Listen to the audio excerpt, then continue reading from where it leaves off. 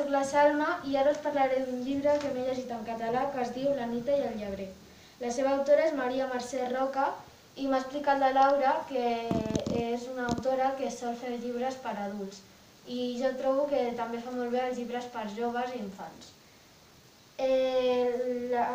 Un resum breu de la història seria que l'Anita, el seu pare viu a l'Antàrtida i la seva mare és escriptora. I llavors ella passa molt poc temps amb els seus pares i se sent molt sola.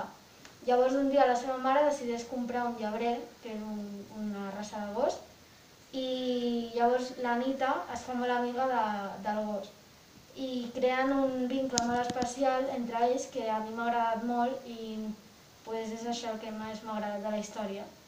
I el recomanaria a tothom que li agradi llegir i li agradin els animals i bueno, espero que us agradi.